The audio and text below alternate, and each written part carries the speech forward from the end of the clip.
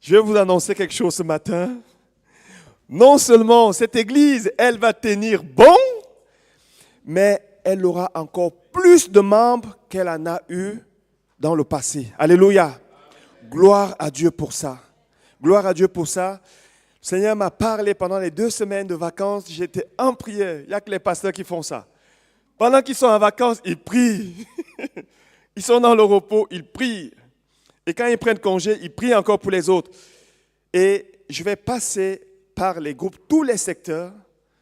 Le Seigneur va les restaurer comme Pierre-Paul a dit, on va aller pas à pas. Avec Maxime, on va s'atteler à ça. Même les plus de 60 ans, on va voir avec Monica après, on va se réunir. Les femmes, prochainement, on va se réunir. Et tout à l'heure, après, nous allons nous réunir avec le groupe de louanges.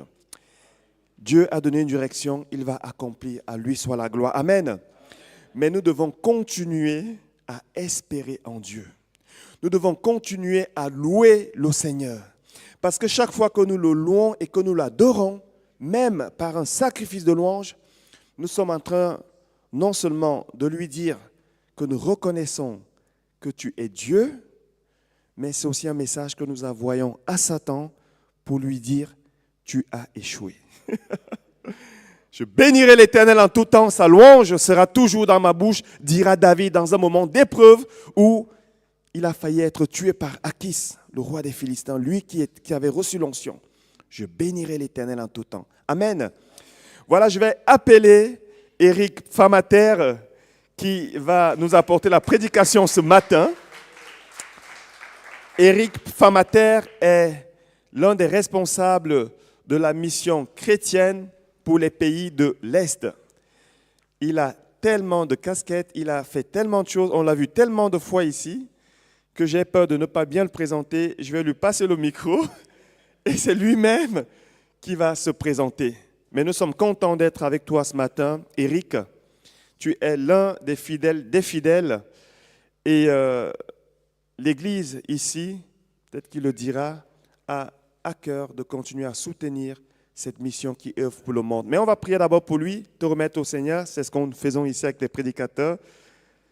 J'ai envie de dire les amis. Éternel Père Saint, notre Dieu, nous plaçons maintenant ton serviteur sous ton onction.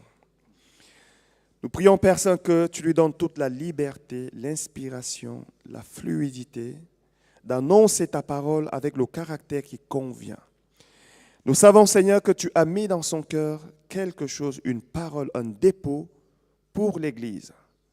Et nous voulons le recevoir dans un cœur bien disposé. Dispose nos cœurs, Seigneur, à recevoir ce que l'Esprit veut dire à l'Église à travers ton serviteur. Qu'il soit oint et que ces paroles soient esprit et vie pour ta seule gloire, au nom de Jésus. Amen. Amen. Sois béni. Merci.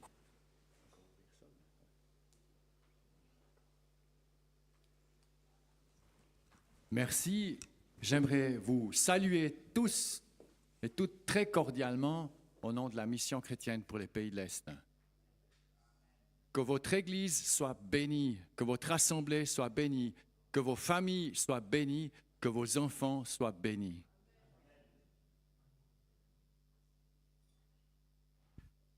Me présenter courtement, j'habite à Worb, c'est pas Orbe, c'est Worb près de Berne, c'est 15 minutes après Berne en direction de Thun, puis après vous partez sur la gauche en direction de l'Emmental. C'est tout simple. Et je salue aussi ceux qui sont en ligne, qui nous écoutent. Soyez vous aussi bénis là où vous êtes. Voilà, je suis marié avec Erika, ma femme. Alors, je ne sais pas, on n'a pas encore les photos. Ça devrait venir. Ah oui, parce qu'il faut que je mette voilà, il faut que je mette le câble ici.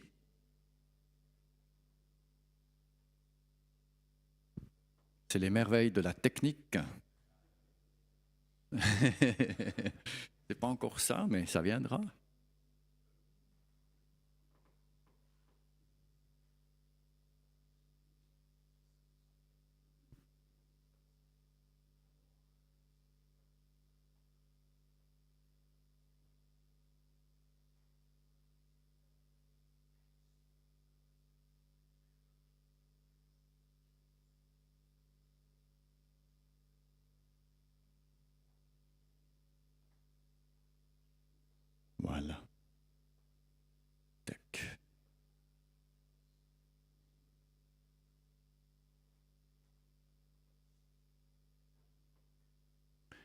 Cette fois-ci, c'est bon, hein? Excellent. Alors, nous avons 2 filles avec ma femme, Florence, Salomé, qui sont hors du berceau familial. Et qu'est-ce que je peux encore vous dire? Une va se marier le 10 août, alors toute la famille, on est bien motivés. C'est vraiment, on est très, très heureux. Voilà, je pense que tous les papas qui ont une fois marié leur fille savent qu'est-ce que ça peut faire comme impression. Au nom de la mission chrétienne pour les pays de l'Est, j'aimerais vous dire qu'on a 3 sujets à cœur actuellement. C'est l'Ukraine, avec tout ce qui se passe actuellement. J'aurai plus d'informations tout à l'heure. Et puis la Moldavie, avec nous, enfants de Moldavie, et 134 centres de jour. Et Mumbai en Inde, les quartiers rouges de la prostitution, avec des maisons, avec des centaines, même une maison, il y avait peut-être 1 millier de femmes qui doivent se prostituer pour des sommes de 1,5 $ par client, dans des conditions absolument ignobles. Et nous avons tout un groupe de travail sur place, 16 à 18 personnes, qui vont sortir ces femmes, qui vont accompagner des femmes et des enfants, puis protéger les enfants pour pas qu'ils tombent dans la même situation que leur maman. Donc c'est beaucoup de travail. Voilà, comme ça vous avez une petite photo de ma femme, Erika, qui m'a donné un coup de main lors des paquets de Noël.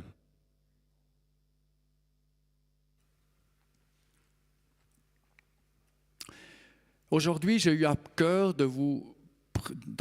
d'apporter une parole sur la dignité de l'être humain.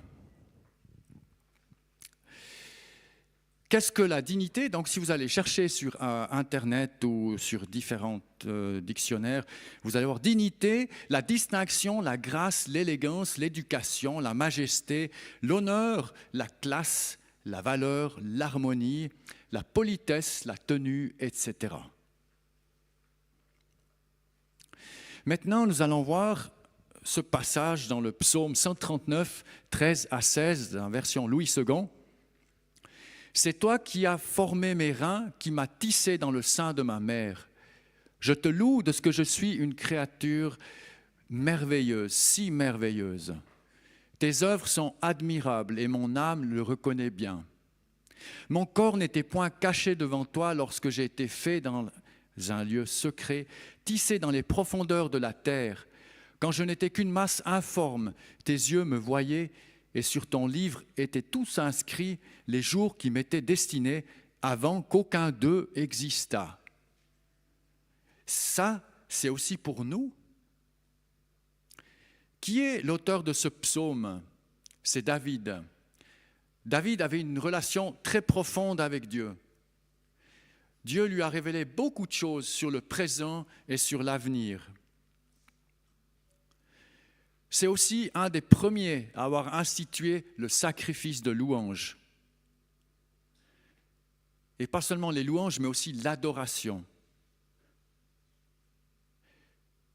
Tout à côté des sacrifices habituels, donc sacrifices d'animaux qui étaient dans le domaine de la première alliance. Dans ce psaume, son âme reconnaît la grandeur de la création. David montre aussi sa reconnaissance envers Dieu. Mais regardons la création, que c'est immense, que c'est magnifique, jusque dans les petits détails. Quand nous découvrons la grandeur et la magnificence de la création dans laquelle nous vivons, nous ne pouvons que reconnaître un chef-d'œuvre. Est-ce que vous vous rendez compte le chef-d'œuvre que nous sommes? Jour après jour, vous regardez autour de vous avec vos yeux. Et ça fonctionne. Vous ne demandez pas à votre œil, regarde voir ceci, regarde voir cela. C'est tout automatique. Est-ce que vous savez qu'il y a un petit nerf optique qui fait de l'œil jusqu'au cerveau, qui fait 2 mm d'épaisseur? Dans ces 2 mm d'épaisseur, vous avez 1 million de câbles de fibre optique, si on peut appeler ça comme ça. Tous isolés les uns des autres. C'est un miracle. Les ingénieurs en télécommunication y rêveraient d'avoir des câbles de cette valeur. Et puis maintenant, vous avez vos oreilles. Vous entendez bien. Combien est-ce que vous avez d'oreilles? Montrez-moi voir. 2. Mais ce n'est pas juste. Vous avez 6 oreilles. 3 de chaque côté. Ça nous permet non seulement de nous orienter dans l'espace, mais quand vous avez beaucoup de voix dans une salle, vous reconnaissez une voix telle et telle. Vous pouvez choisir quelle voix vous voulez entendre. Nous avons l'oreille interne, l'oreille externe et l'oreille moyenne. Regardez sur cette image, comme c'est compliqué.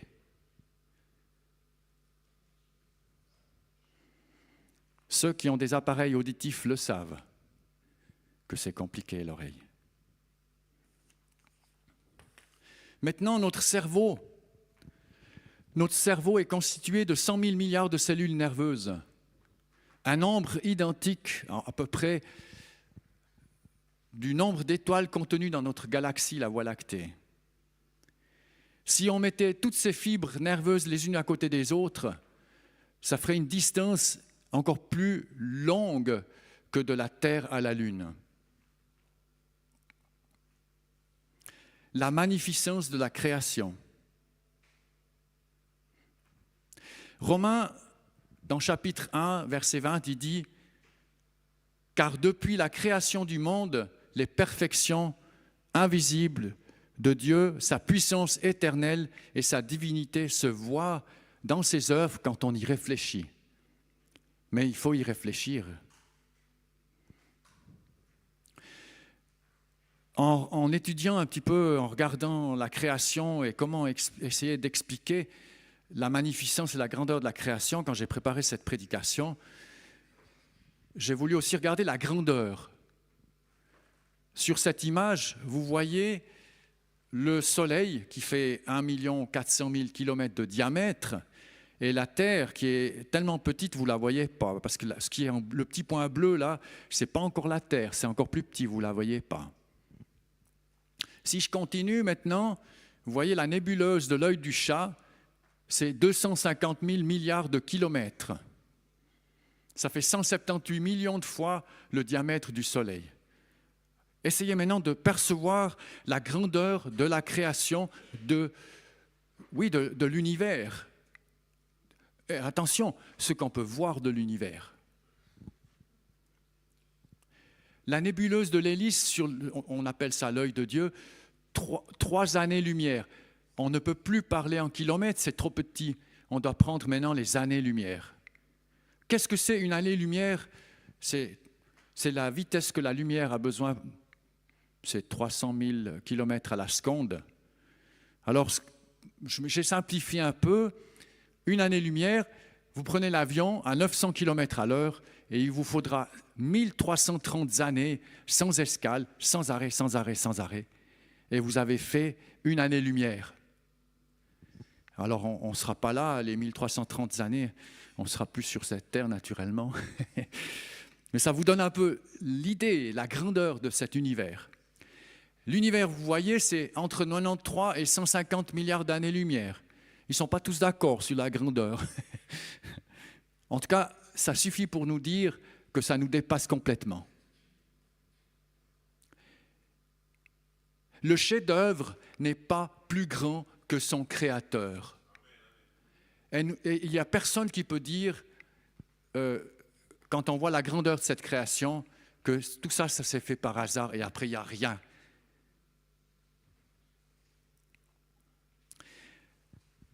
La dignité à avoir avec l'identité personnelle. Certains sont très conscients de leur propre dignité, mais d'autres pas. Peut-être qu'ils ont vécu certaines choses, ou on ne sait pas pourquoi, mais c'est comme ça.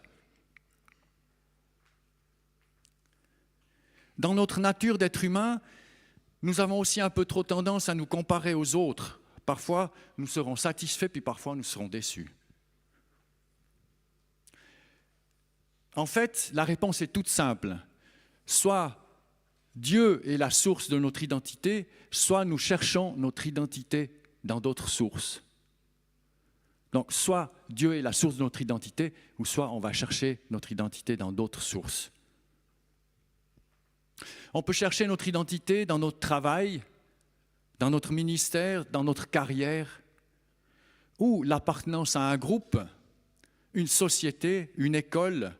J'habite le quartier tel et tel, je fais partie d'une caste telle et telle, j'ai une classe sociale, on ne se mélange pas avec les autres. Ou notre bonne santé, nos capacités physiques. On se rendra compte, en tout cas, au plus tard, au temps de la retraite, qu'il n'y a plus personne pour s'émerveiller de notre travail. Et notre identité en prendra un coup.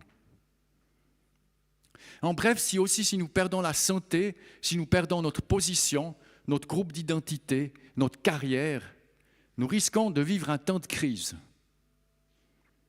Mais si Dieu est notre source d'identité, nous ne risquons rien, arrive ce qui peut arriver.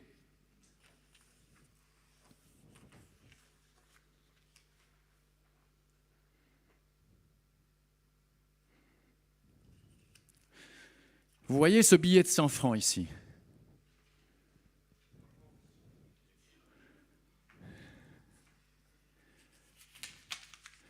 Si je chiffonne ce billet de 100 francs, si je mets par terre, je le traîne dans la boue,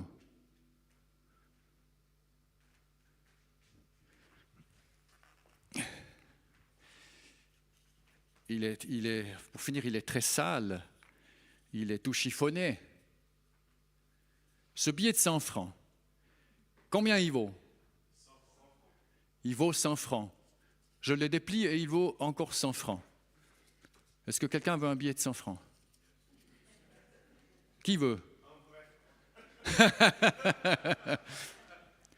je vais te donner à toi, mais tu vas me dire ce qui est marqué dessus.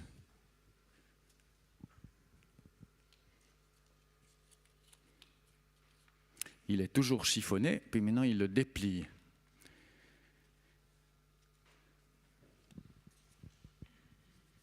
Tu peux lire ce qui est juste là?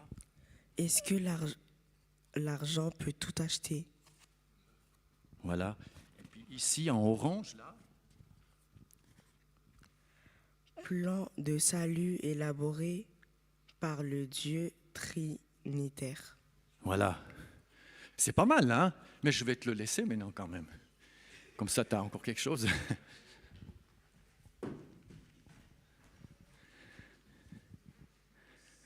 Donc pour nous, c'est la même chose. Quoi que nous ayons pu vivre, toutes les difficultés, ce que nous avons fait, ce que nous sommes, notre dignité reste la même. C'est Dieu qui nous donne notre dignité et notre identité.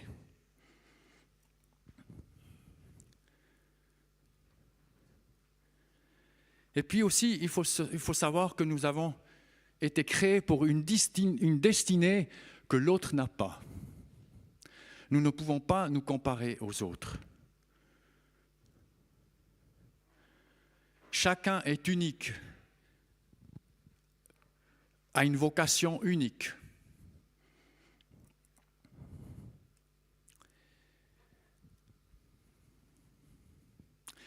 J'aimerais voir maintenant la dignité dans les relations familiales.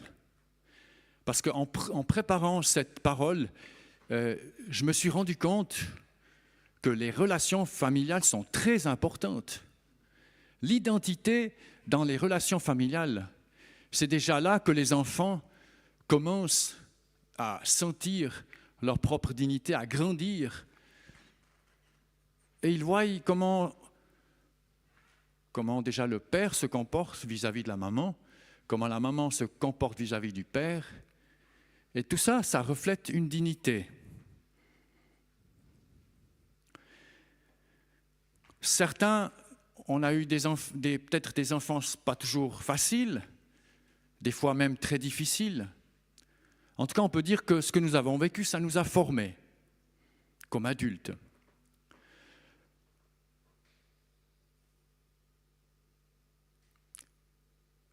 ce que nous avons entendu de nos parents sur nous-mêmes, ça nous a imprégné de quelque chose. Est-ce que certains enfants ont entendu de leurs parents « Tu n'es bon à rien, quelle tête en l'air, tu n'arriveras jamais à rien ». Ce sont des mots qui, gravés dans la mémoire, peuvent faire beaucoup de dégâts.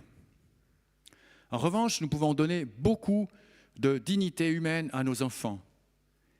Et un aspect très important de ces relations familiales est comment le papa s'occupe de sa femme, comment il lui parle. Je me souviens, j'étais à un séminaire sur les relations familiales, et puis il parlait de l'importance du père vis-à-vis du garçon, du fils, que le fils allait vraiment se calquer sur le père et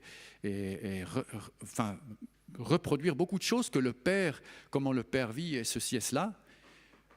Puis à la fin, je dis, mais c'est très bien tout ça. Mais moi, j'ai 2 filles, je fais quoi alors? Puis il m'a dit, c'est bien que vous posez la question. Vous, comment vous vous comportez avec votre femme, comment vous lui parlez?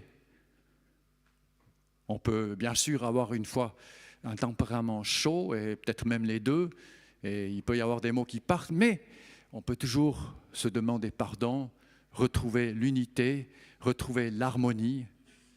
Nous sommes des êtres humains en fait. Des fois on peut péter un plomb naturellement, mais comment on revient ensemble, comment Dieu est l'autorité sur notre couple. Les enfants, la fille va reconnaître ceci. Et ce sera très important après comment la fille va respecter son mari, ou bien comment le garçon va respecter sa future femme. Déjà, ça se passe déjà dans les relations familiales.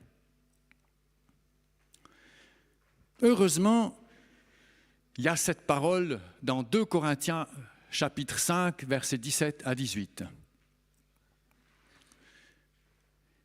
Si quelqu'un est en Christ, il est une nouvelle créature, les choses anciennes sont passées, voici toutes choses sont devenues nouvelles. Et tout cela vient de Dieu qui nous a réconciliés avec lui par Christ et qui nous a donné le ministère de la réconciliation. Nous sommes tous appelés à œuvrer pour la réconciliation de l'être humain avec Dieu. Moi, je me souviens que j'avais, je ne sais pas quel âge j'avais, environ 20, 21 ans, 22 ans. J'avais pris une semaine pour regarder ma vie, pour faire le point. Et puis je regardais avec mes parents qu'est-ce que je pouvais mettre en ordre, certaines choses. J'avais noté tout ça sur un papier, sur certaines personnes. Et je voulais vraiment être cette nouvelle créature et comme commencer à zéro. Et j'ai fait cette démarche et j'ai dit à mes parents ou à des amis, je te pardonne pour ceci, pour cela. Et c'était une démarche très fructueuse. Nous avons depuis une relation profonde et vraiment qui dure, d'amitié. Une nouvelle créature. Et nous sommes tous appelés à œuvrer pour la réconciliation de l'être humain avec Dieu. Nous pouvons réconcilier des gens de notre famille, des amis avec Dieu.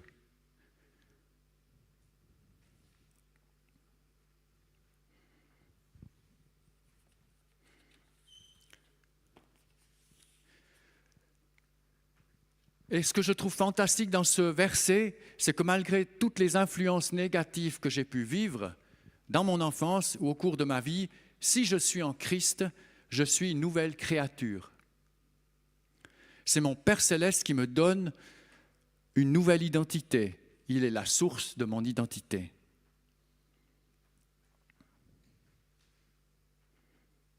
Nous avons tous été créés en chair et en os avec toute la complexité que cela comporte, mais en même temps, nous avons été créés avec la capacité de recevoir une filiation spirituelle. Ou on peut dire autrement, recevoir l'Esprit Saint, l'Esprit de Dieu en nous.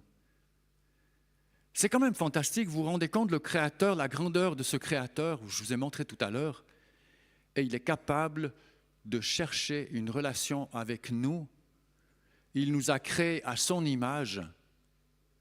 Mais quelle dignité nous avons? Est-ce que nous nous rendons compte?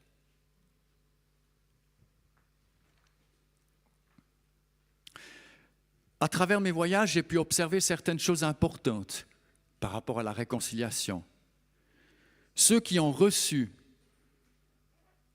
parce que nous on donne beaucoup à la mission, mais on donne parce que des gens nous donnent, et après nous on donne plus loin des vêtements, des paquets alimentaires, des paquets de Noël, et beaucoup d'autres choses encore, de la littérature chrétienne. Ceux qui ont reçu donneront ou partageront. Dans tous mes voyages, c'est ce que j'ai vu. J'ai vu aussi ceux qui ont vécu l'amour, ils donneront l'amour plus loin. Ceux qui ont vécu le pardon de leur âme, ils seront généreux avec les autres. Ils pardonneront aussi. Ce qui veut dire que nous sommes capables de partager une partie de notre identité avec notre prochain ou de confirmer une personne dans sa dignité ou dans son identité. J'aimerais vous raconter l'histoire de Julieta qui travaille en Ukraine actuellement. Au début de la guerre, elle a dû s'enfuir de sa maison, là où elle était, où elle vivait. Elle est partie en Roumanie avec des milliers d'Ukrainiens. Et là-bas, ils se sont tellement bien occupés d'elle, avec beaucoup d'amour. Elle a un endroit pour dormir, elle a reçu des vêtements, des repas. On a fait des repas succulents. Et ça a duré des mois. Et puis cette femme, Julieta, elle a dit, maintenant j'ai assez reçu. J'ai envie aussi moi de donner. Et elle veut donner aussi, elle s'est dit, ils ont besoin de moi en Ukraine, je retourne en Ukraine. Elle est retournée en Ukraine. Elle travaille actuellement dans notre centre de distribution à la frontière entre l'Ukraine et puis la Hongrie.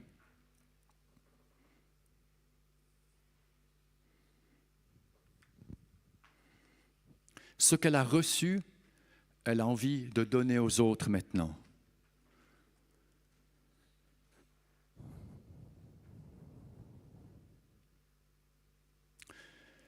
Pour terminer, Paul, dans la Bible, il nous raconte que tout ce qu'il était, et il était quelqu'un, aujourd'hui, il serait de la high society, comme on dit. Docteur de la loi, reconnu par les Romains, par les Juifs. Il avait une position, une très grande position, et Paul dit, tout ce qu'il était, son statut, sa situation, il les reconnaît comme d'aucune valeur. Il aimerait même s'en détacher complètement pour vivre pleinement en Christ. Conclusion, notre position sur terre, le travail que nous faisons, le nom que nous avons, l'équipe à laquelle nous appartenons, n'exerce aucune influence sur notre dignité devant Dieu.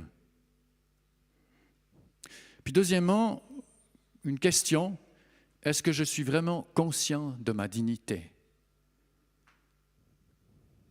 Troisièmement, à quelle source je puise mon identité? Sur quoi je construis mon identité?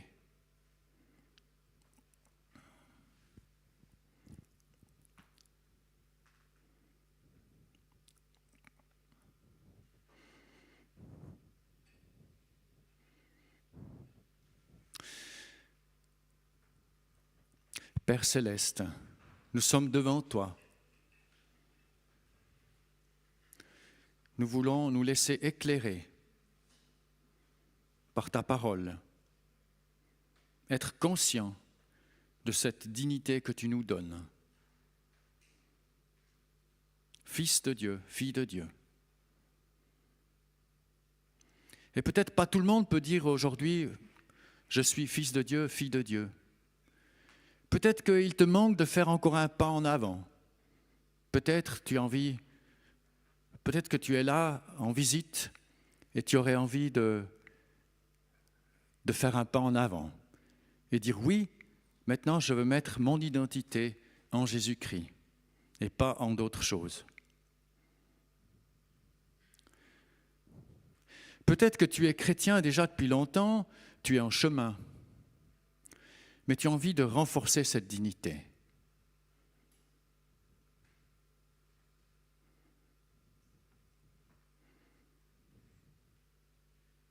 Alors viens devant, demande la prière.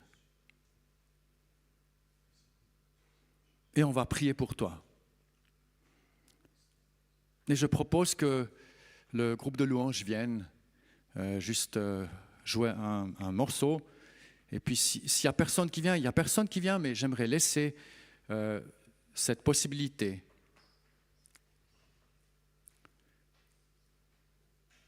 Pour ceux qui aimeraient renforcer le sentiment de leur dignité.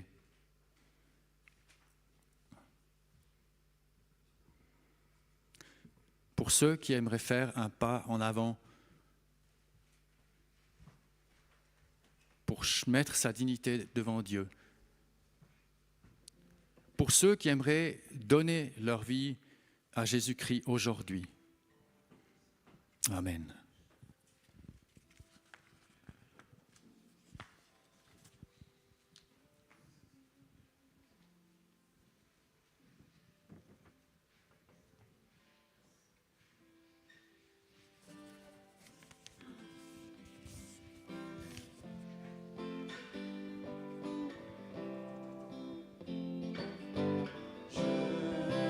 Donne mon cœur,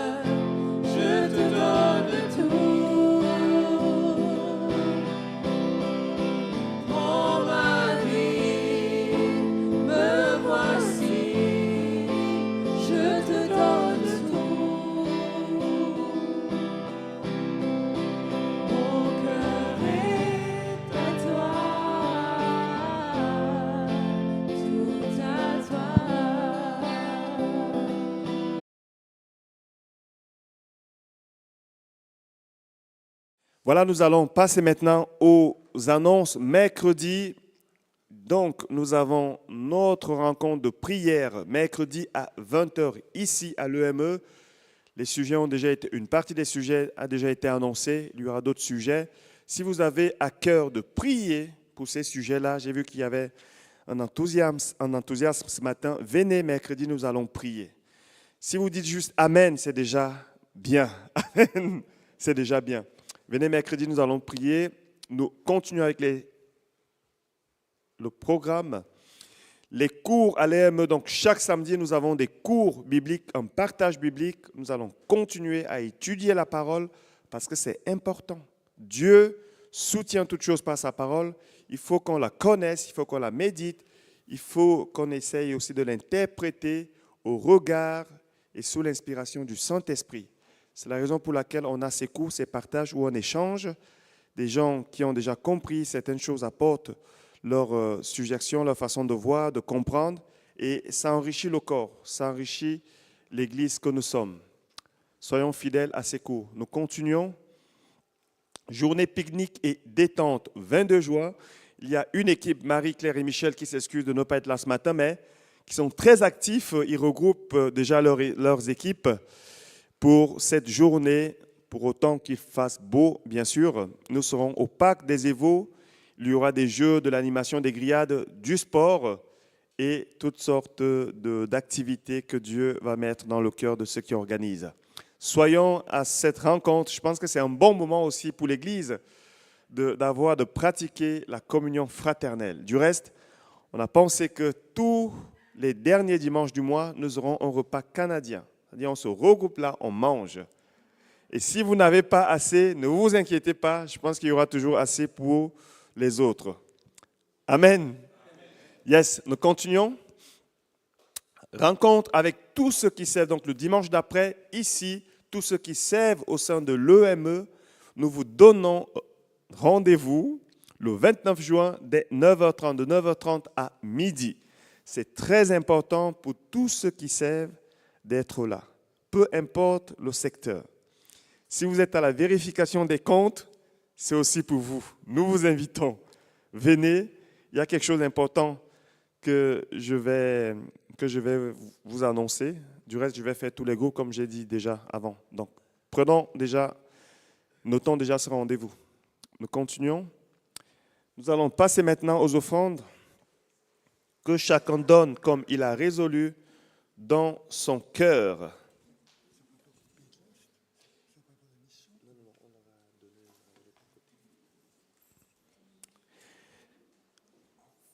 Voilà.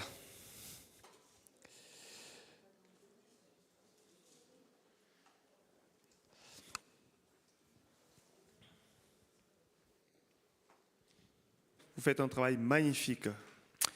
Voilà, on a terminé. Est-ce qu'il y a une nouvelle personne qui nous a rejoint ici pour la première fois ce matin? Il me semble que j'ai déjà vu tout le monde. On va se lever et terminer ce culte. Attends. Voilà, Seigneur, merci. Merci, Seigneur, pour ce culte où nous t'avons loué, adoré. C'est pour ça que nous sommes venus en tout premier lieu. Et merci aussi pour tout ce que nous avons entendu. Permets, mon Dieu, que ce que nous avons entendu puisse encore nous édifier. Et les informations que nous avons eues en second plan concernant des frères et sœurs et même des pays qui sont actuellement en guerre, Seigneur, donne-nous de continuer à méditer sur ça et par le Saint-Esprit à faire ce qu'il faut. Si c'est juste une prière, Seigneur, nous voulons le faire ici. Je nous demande d'aller un peu plus loin en soutenant cette œuvre missionnaire. Seigneur, mets-nous ça à cœur et permets que nous puissions entrer simplement dans ce que tu as déjà préparé dans tes œuvres au nom de Jésus-Christ. Que le Seigneur vous bénisse, que le Seigneur vous garde, que sa lumière vous éclaire tout au long de cette semaine, que le Seigneur vous remplisse de son Esprit Saint, qu'il vous accorde sa grâce dans les domaines où vous en avez besoin, que le Seigneur soit avec vous dans vos combats, qu'il vous protège, qu'il vous garde et que la puissance de protection du sang de Jésus soit sur chacun de vous et sur l'Église. Au nom de Jésus-Christ, soyez bénis. Bon dimanche et bonne semaine. Soyez bénis. Le groupe de louange.